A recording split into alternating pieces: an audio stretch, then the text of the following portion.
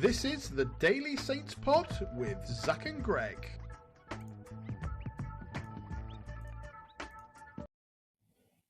Hello and welcome back to the Daily Saints Pod. My name is Greg, and as always today joined by my good friend, wonderful co-host Zach. And mate, look, it was not the result we were hoping for, but how proud are you feeling of that performance that team put in? Yeah, man, okay, it wasn't what we hoped for.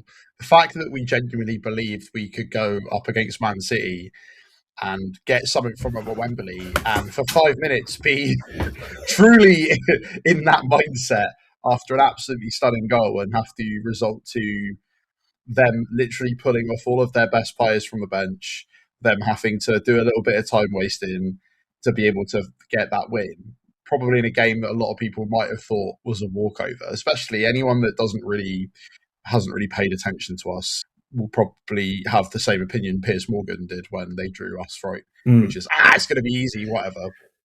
And we've had conversations about the lack of fans and some of the fact that they've just definitely booked the final because they just assumed and knew they'd get to it. But that wasn't a performance that I think they expected, and it is one to be incredibly proud of. And as I keep saying, we've got 2 games left now to enjoy this set of players, because come what may, it will be a different set of players after the summer. And it was incredible to see them put on a complete show. There were some of the best individual performances I've seen in a long, long time. Some of the best individual performances I've seen in a Saints shirt. It was just a fantastic game. It was a promotion-worthy performance against the team top of the Premier League, mate. It doesn't a team who are likely going to win the treble this year, and it was just unbelievable. It doesn't feel like if we got promoted, we would struggle the way that we did the year before. If it's this team, right? Like that's been proven. We beat Arsenal and Fulham on the way to that. We had an amazing game, on Saturday.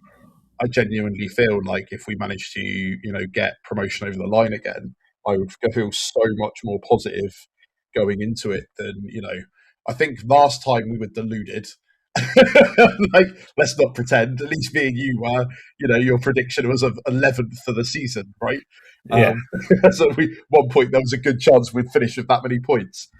But if we manage to succeed this year, I genuinely think that we could give survival a good hope, just because of how good these players have been. And it was a performance. It was probably character building for a lot of young Saints fans out there, those that have been to Wembley and only seen a win. But that's the life of a Saints fan. It's ups and downs. But come on, it's the first game in 20 odd that we've had to talk about a loss. It's fantastic. It says everything to me, because every single thing that I have seen on social media has just been incredibly proud, incredibly happy. And at the end of the day, when you put that performance in and the only thing that actually separates you from the team that are likely to win the treble this year is a goal that I have seen neutral fans on social media describe as a puss-gas contender. It was that absolutely unbelievable strike, right? Yeah. There's no doubt about it. As was the goal beforehand, which Vince has got. And then obviously just one shaky deflection, which could have, I felt awful for Greeks. It could have come off anyone, could have gone in off anywhere. And they had to put on, clearly when they went 1-0 down, you suddenly watch them all realise that, mate, I don't want to go into the dressing room and get shouted at by Pep Guardiola for 35 minutes. Let's just put on a bit what's kind of expected of them. But it's not only that. The fans, it's just incredible. We could hear. I'm sorry, I don't want to get into the who's better than who, he said, she said. All I care about is that, did our fans make us proud of Southampton? Yes. Yeah. Did the players notice it? Yes. Did you hear it on TV? Yes. Every single minute. Did not hear a single City chant. It was unbelievable. And this isn't me being like, ooh, let's. No, it doesn't matter. We clearly showed we had the passion. Did I nearly throw an entire round of Pepsis in the air because I was on my way back to the table as we scored? Absolutely, yes. Oh, mate. Yeah. What's left of my voice after a week of illness, and then like a week, and then obviously we went to the football last Tuesday and kind of messed up there. What it's just kind of, as you can probably sound here, it's kind of going. I don't know what my voice sounds like anymore. But yeah, it was just absolutely an incredible game. Yeah, I'm not devastated by the result. No, I thought because maybe it would be, but it's because it's like they left everything out there. Yeah, They did everything they possibly could have done. They were beaten by the one of the best teams in the world. Like, yeah, and but beaten also in a way that really holds true to how. Yeah, it wasn't like they just went was. out and spanked us. It wasn't like today's semi-final even. Like, no disrespect to Leeds, but when a managerless Chelsea scores one goal against you, that's not exactly a thrilling FA Cup semi-final, right? Like, we really took it to them and scored a goal. We technically had the ball in the back of the net twice. Obviously, Leo's was offside, but a very valid point from my sister-in-law, who I was obviously watching the game with as always, who was like, get away with that sometimes in the Championship, don't you? Also true. It's a thing that, if we go back up, we'll have to contend with. We're aware of this. I think it will probably be, but we've managed to handle it in all of the other ties thus far. It was only this tie that the sheer amount of offsides after a while were getting boring for both sides. Yeah. Not that I'm a fan of that new weird a rule that Wenger's putting in, that he's trying to get the Canadian League or whatever. But what can you say? Like, there were so many standout moments of that game as well. I had friends who, out of the blue, text me throughout the game, being like, the people I've not spoken to in years, who are obviously acutely aware that I do a Southampton podcast, were like, man, Saints played amazing. I didn't expect that. And I'm like, yeah, we've had a great season. It's been a great time to be this podcast. Yeah. It's been a great time to be a fan. And it was a great, and I think that it will be looked back on as, you're right, like a moment of magic is what it took City to win. They're serial winners for a reason, right? It's not like, it's not like we... It's not like we went there and got battered. Yeah. We didn't go there and get battered. It's not like they're known for that kind of goal either, right? Like, that's not their textbook. That we completely shut out their normal approach to games. They didn't even really, apart from the couple of times it was offside and one save I can think of, they didn't really get the chance to get close to their standard goal from inside the box from close range because they've broken the line. We were just completely solid, and it was amazing. I just couldn't be prouder. I think the entire team deserves a shout out for the way they performed, the way they stepped up. But for me, absolute standout performances from players that we've already seen step up this season and step up in general. To perform on that stage at that level the way they did, that was so impressive. Cam Bragg, I think, was excellent. Having to step in for Downs very sort of last minute as well, because he probably would have not started if that was the case. Yeah. Incredible. Bear in mind, starting this season, what a future that boy has. Starting this season as a last minute Will Still brought on in a game that he wasn't expected to, brought on into a losing game, to playing at Wembley in a semi-final and not looking really out of place. I think that's the incredible thing about it. Just absolutely stuff. Yander was phenomenal. Absolutely played out. If he does go in the summer, which you're predicting, I do genuinely think we can get a standout for him. But I also think he might stay if we get promoted. Genuinely, that's going to be a name in the future years where we might look back at and be like, oh, he played for Southampton, but yeah. Yeah, he was absolutely just got better and better. Just that midfield through the entire game. Taylor Howard-Bellis commanded the back line. I mean, leading Saints out to a semi-final performance as well. Yeah, against the club that let him go. At the end of the day, just excellent. I say let him go. We paid him, to be clear, but it's not like he was just released. But and of course, Finn Azaz. What a unbelievable finish! Just pure instinct as well. Yeah, and this is the thing, right, about these players and that goal in particular is that you don't get that much time in the Championship, right? At City were quite happy to sit off and go, yeah, go on then, have a shot. And so he was quite happy to just go, okay, see you later. Just Well, pure it's not only that. It's like, he probably took some of the brunt of our annoyance at Bristol City, right? He didn't put in what we would have expected, but then to step up and do that again, being one of the probably more highly criticised players throughout the season, and score just an absolute wonder goal. There's no other word for it. And you're right, just deciding to have a pop, and yeah, absolutely incredible. Obviously, I'm going to shout Batsky as well, but just because obviously he set that goal up, he came onto that big stage without really being much surprised, and managed to somehow do a goal line clearance when Peretz was caught in midfield. That was so good. that got the biggest cheer. I think that got a bigger cheer in level one. That was absolutely wild. Like, that was probably one of my the most mental moments. Like, my wife saying, "Why is the goalie there?" And I'm like, "Hang on, no, he's not meant to be there." Yeah, and then Wellington as well, right? Someone who we've not seen in months, just rocks up, has the game of his life. Some of the tackles he made were like inch perfect tackles and had to be just Look, the entire team left everything on the pitch, gave it their all. Just couldn't be, you couldn't come out of a loss feeling happier than I feel with how we performed. This is the thing, right? And then obviously they're very aware, they're hyper focused. They'll just roll it on to Tuesday, and if we can put up against a performance like that. If we can put that in on Tuesday, we're beating Ipswich. Like, there's no, and look, there's no question about it. I said before the game, like, it's a really tough thing to get over that mentally, and then in 3 days go again. But I genuinely believe that actually the mentality these players have is exactly that. I think that we'll just rock up and do the job.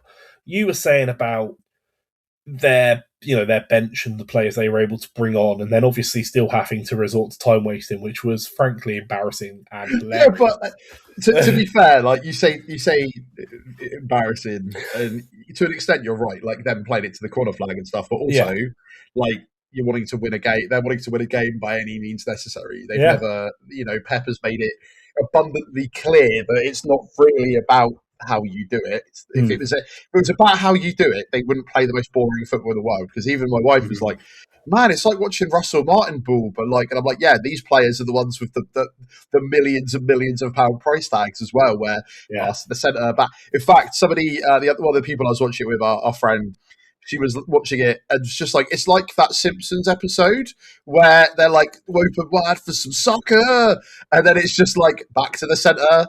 Back to the midfield, back to the centre, back to midfield. And I was like, all of that stuff is relevant. But obviously when it came down to it, they're going to do anything to win, because that's the kind of team that they are. Yeah. So I don't really begrudge them. We would have done it. We would have done it, but it's not 100%. Embarrassing for us to do it against them, the size of them. And here's the numbers, mate, that make it embarrassing for me, because the players they brought off the bench, right? The 4 players they brought off the bench. So obviously Erling Haaland, Doku, Savino, and Bernardo Silva. And in fact, I've missed O'Reilly, who came on as well. The amount of money they spent on those players totals £152 million. And if you listen to transfermarket.co.uk, where we tend to go to for all of our sort of numbers like that, our squad in its entirety is only worth 5 million more than that.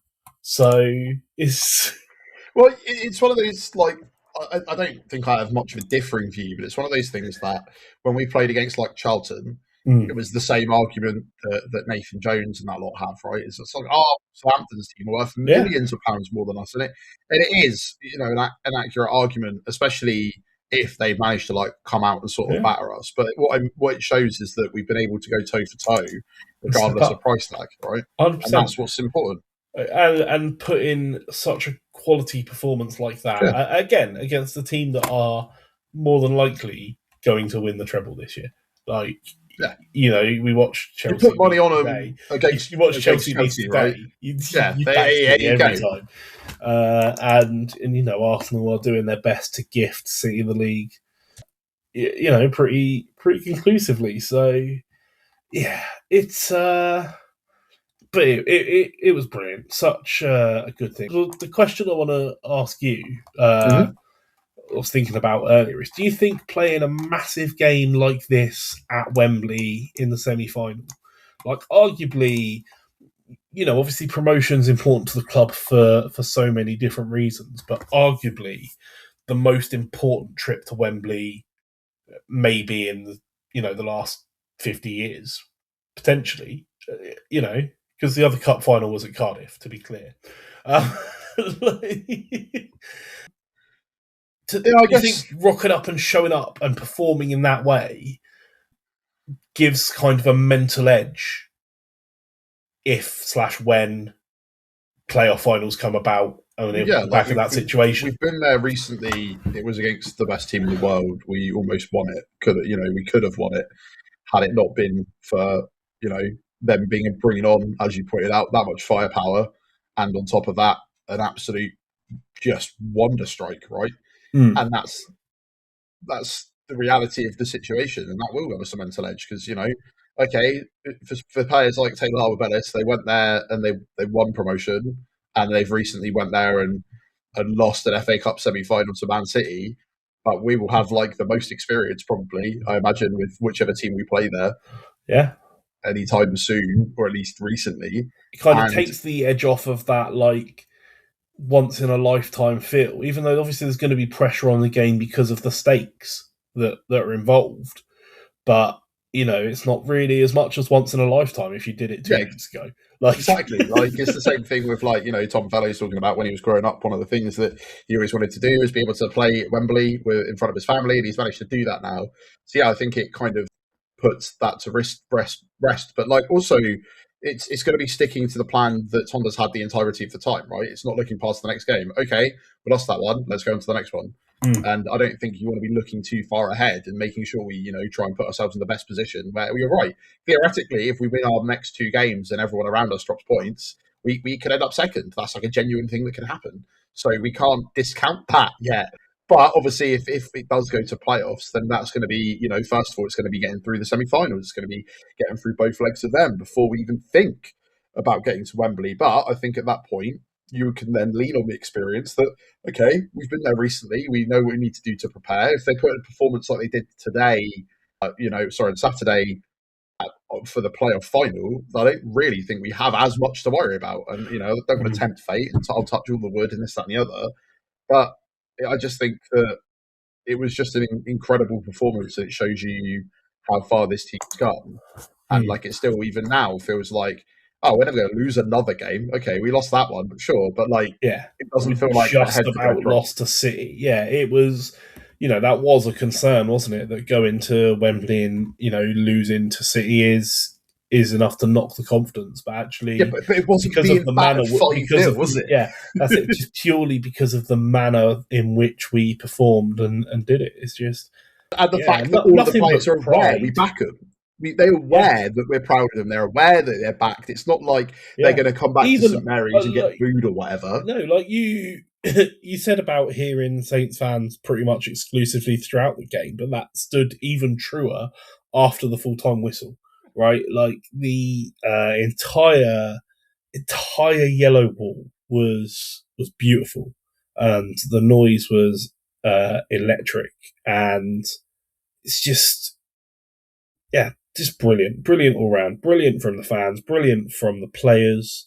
Like I say, I was in level 1 with quite a few other Saints fans. Even the atmosphere in there was excellent. I can't say any more positive things about it because it's what a long way this team has come to get to this point. That's what it was, right? When you were initially disappointed, I had to kind of remind you that there was a point, post Preston, where we were 21st in the table. We fired our manager. we were genuinely thinking about championship survival. And we have looked at former Premier League champions Leicester go through that and go down. Because at that Yeah. point, they were like 10th or something. No one in their right mind would have predicted Leicester to go down at that point. Not least of all Leicester, right? Yeah. And we're sat there thinking, "Oh God, where do we go?" We're looking at the team. We're looking at the players around us. Then we have like a January window after we win a few games, we lose a few games. We bring back James Bree. It's like a new transfer. We bring in Correct to have a goalkeeper that finally it's not like a problem. It's not a thing we worry about. And then we bring in Carl Laren to then play with Ross Stewart and sort of all of the different pieces that you were saying, oh, it just feels like it's not clicking. We decided to get a few extra pieces and then just like build the mentality of people that want to consistently win. And then, we had an unbeaten streak that, as they pointed out, like even Doku pointed out that, like, look, that unbeaten streak's there for a reason. You can't underestimate a team, regardless of the league that they're in, Yeah. that goes to that. And it's not like we are complete underdogs. We've been rising our way up from the bottom of the leagues or whatever. Like we were Premier League, and you always talked about how like the players know what to do. They know their jobs. They've just needed the right, I guess, coaching, the right things to click into place to build what they've built. And you can see that where there's been the turnaround of forming players like Taylor Harbour-Bellis, where at the beginning of the season, we were both kind of like, do you know what, if he goes, that's not the end of the world. And now it's like, man, I really hope he go. I hope he doesn't go, We brought in lots of players we didn't have a clue about. We took a punt and a risk on this guy that had been playing in like fifth tier Swedish football not too long ago, right? Who was picking us over like Paris FC. Like that was genuinely what it came down to on the last day, if you remember that. Where was that like sort of, and it turns out it was never really much of a choice. And we saw like potentially the ability to bring him in. And then Azaz, who when we bought, everyone at Middlesbrough were like, told you he was toilet, and now he's like our top scorer for the entirety of this year. And yeah, okay, he has a cold game every so often, but are you going to tell me that he didn't have a hot game at Wembley? Because that was one of the best goals I've ever seen. And it will go down at how incredible that strike was.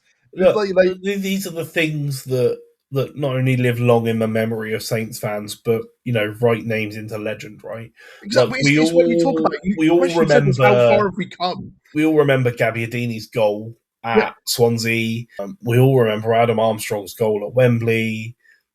All things that latch on and become the goal, and now forever etched in the annals of Saints history. Finn Azaz with that wonderful strike that made us think we could. And you're right. Yeah, like after the game, it hurt a bit, and I was disappointed because I feel all of the emotions of the game, as you all very well know. Yeah, of course. Very, very upfront about it, but immediately bounced back. It wasn't full disappointment. It was. Yeah, we lost. Yeah, you're allowed to be annoyed about it, right? You're allowed to be disappointed.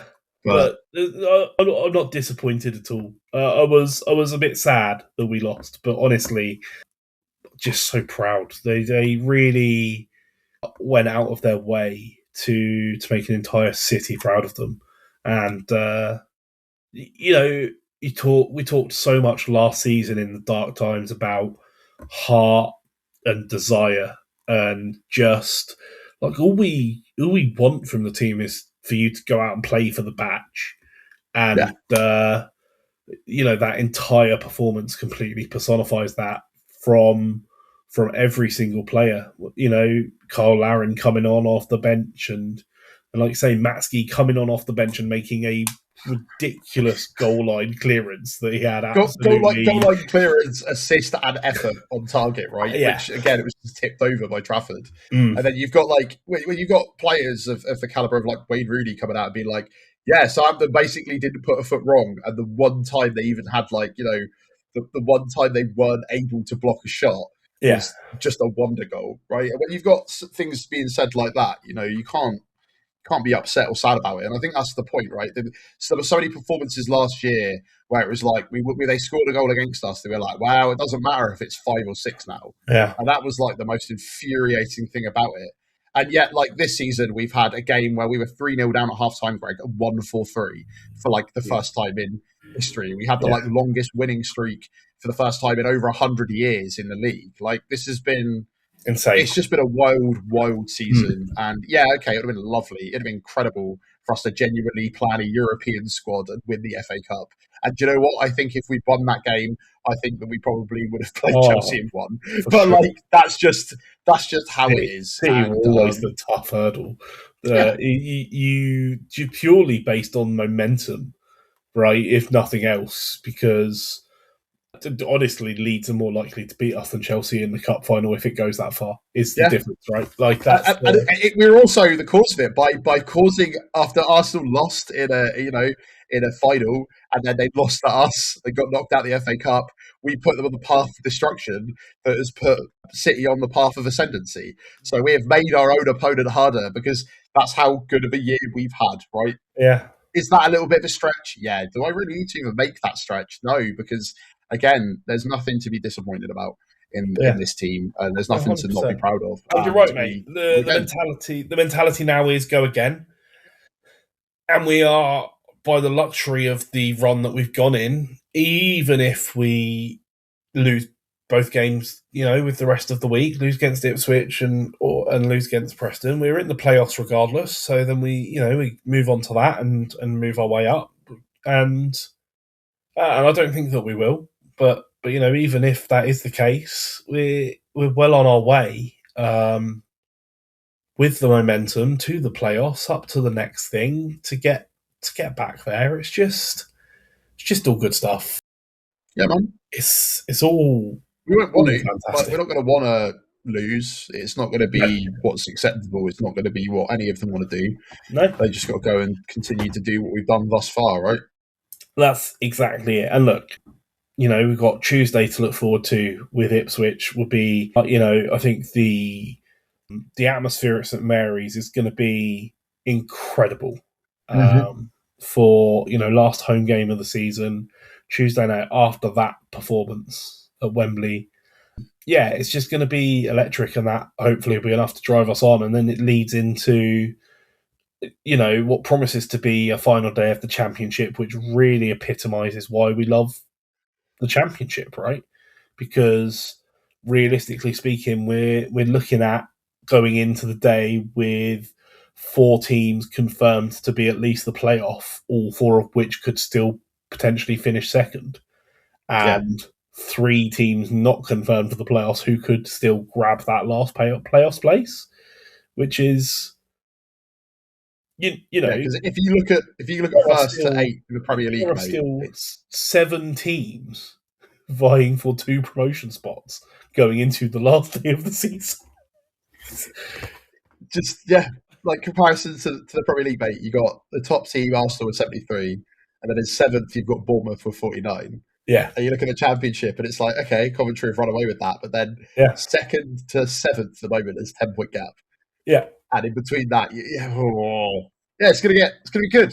So it's gonna be exciting. It's on to the next thing. And again, it was a wonderful dream. We got significantly further than we thought.